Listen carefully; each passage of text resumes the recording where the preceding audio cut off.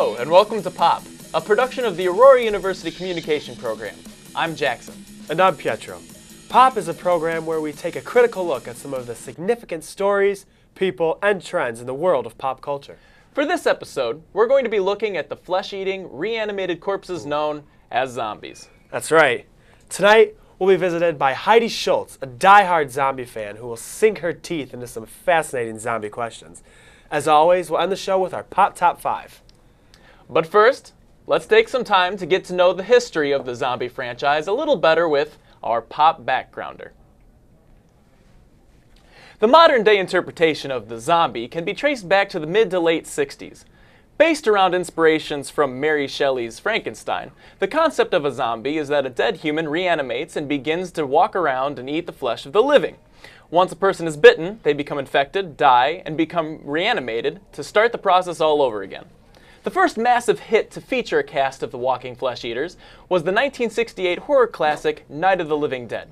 Directed by George A. Romero, this film propelled zombies into the mainstream and has become a staple in every filmmaker's library.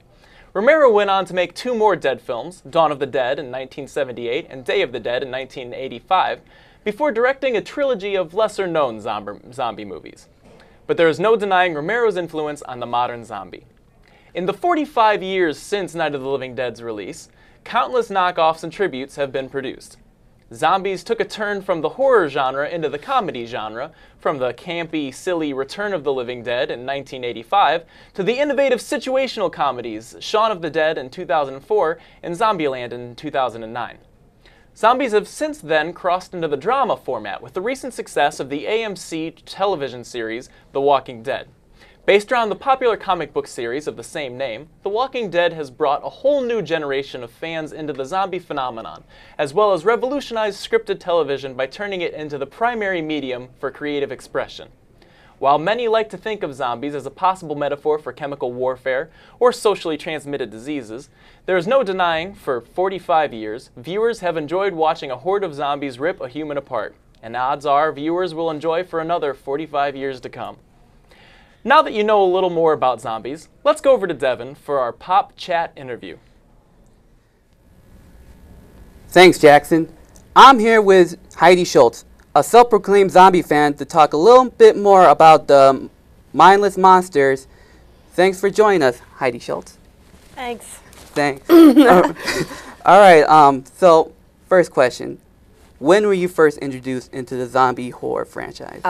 Actually, with my entire family, we've grown up watching a lot of different movies, and horror films were very common for us.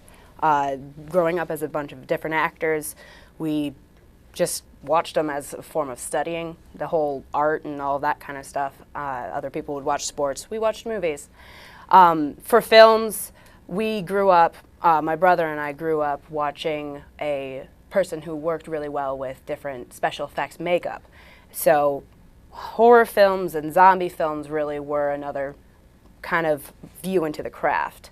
And just watching zombie films was just too much fun. I mean, there would be so many weekends where my brother and I would just spend the entire night watching terrible horror films, specifically zombie movies. I remember watching Zombies on a Plane, which was entertaining to me anyway. Wow. And, you know, they were awful, but, you know, it's still enjoying the beauty that is zombies.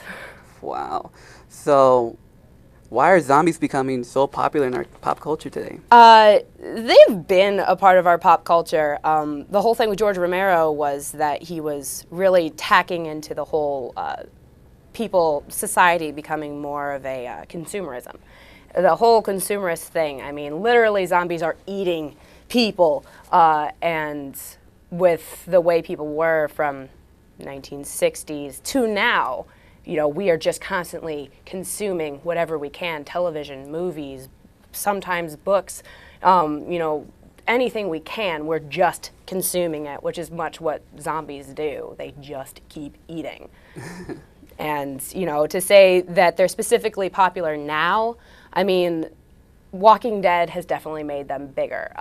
Zombieland has made them bigger. There's so many different things now that are getting much more views, many more people who are actually interested in it that would consider them to be more popular.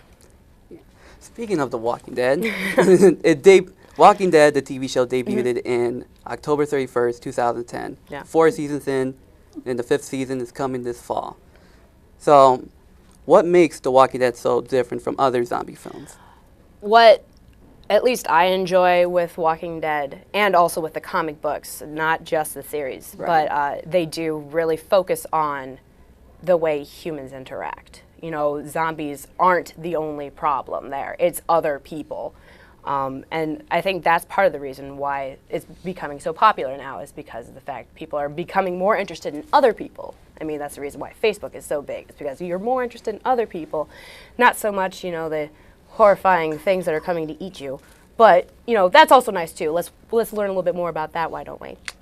But, you know, Yeah. it's kind of both together, and that's the reason why Walking Dead is so well known, so much loved. Most definitely. Yeah. Okay, well, Mr. Zombie Expert, do you think a zombie apocalypse will ever happen?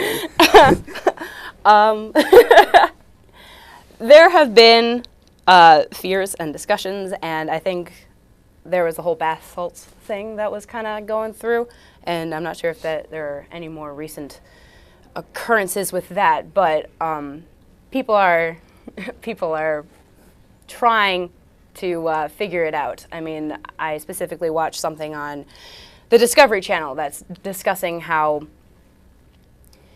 discussing how all the viruses and things nowadays, because of the fact that we're coming up with so many new medicines and whatnot to kind of take care of all the different ailments that we have. Clearly, we're going to have something that gets stronger and better and able to fight against our medicines. So, yeah, it's entirely likely before, you know, other things might happen. But, yeah, it's possible. Okay. All right. Last question. What is your game plan in surviving a zombie apocalypse? Well, first of all, fill the bathtub full of water. Probably get some earplugs, because that will drive one insane to hear the sounds of people screaming or just the constant noshing of zombies. Get food, get anything you can. I've seen that cat food can also work really well, which sounds really sketchy, but you know, Really? sometimes that's not the first place people go to find food. But yeah, board up windows, board up doors, get some food, get a lot of water, because you don't realize how much water you use, and yeah, hunker down. Well said. Heidi, apocalypse expert, thank you for being part of the show. Thanks so much, Devin. Now that we're done with the interview, let's go to Jackson for our Pop Top 5. Thanks, Devin. The Pop Top 5 is where we count down the top 5 something as decided by our producers and writers. Feel free to agree or disagree with our picks. Here's our top 5 rundown of the greatest zombie movies of all time, according to a study done by Entertainment Weekly. First up, at number 5, we have 28 Days Later. Even though it is not technically thought of as a traditional zombie film, the virus-infected ghouls in Alex Garland's script hit enough zombie tropes to make this film one of the top zombie films of all time. This film turns London into an eerie, frightening environment before the hordes of slavering maniacs are even introduced. Next, at number 4, we have Dawn of the Dead. In the first few nerve-rendering minutes of Zack Snyder's remake, Nurse Sarah Pauli is forced to hit the road by her crazed, undead husband and drive through a blood-drenched vision of the zombie apocalypse more epic than any other. At number 3 is Shaun of the Dead, a rom-zom-com with a pun for the title. Shaun of the Dead could hardly have sounded less promising, but the first real movie from Hot Fuzz director Edgar Wright works as both an affectionate and in-joke-filled homage to the genre, and a terrific zombie film in its own right. Simon Pegg stars as the lovelorn slacker who believes that the best place to wait out the undead apocalypse is his local pub. Second to the top is Night of the Living Dead. Romero's groundbreaking and endearingly creepy low-budget shocker offered a blueprint of terror that pretty much all subsequent zombie movies have borrowed from.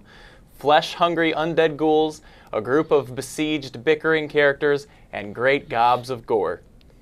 And our top spot is George A. Romero and his zombie horror, Dawn of the Dead. following an ever-growing epidemic of zombies that have risen from the dead, 2 Philadelphia SWAT team members, a terrific reporter, and his television executive girlfriend seek refuge in a secluded shopping mall. Pretty crazy. You got any ideas, any other movies on there that you would recommend? I'm surprised Zombieland didn't make it to the top 5. I always thought that was a funny little zombie take. I was expecting to see some maybe lesser-known ones on there, some that Yeah. other people don't know from other countries. There's Dead Snow from Germany. There's Zombie from Italy. It was actually the Italian sequel to Dawn of the Dead. Yep. So, but those are all classics. What can you do? Can't deny them. So, that wraps up another episode of Pop. We hope you enjoyed learning a little more about the horrifying monsters known as zombies and how the zombie franchise has evolved and grown throughout the years. We'll see you next time.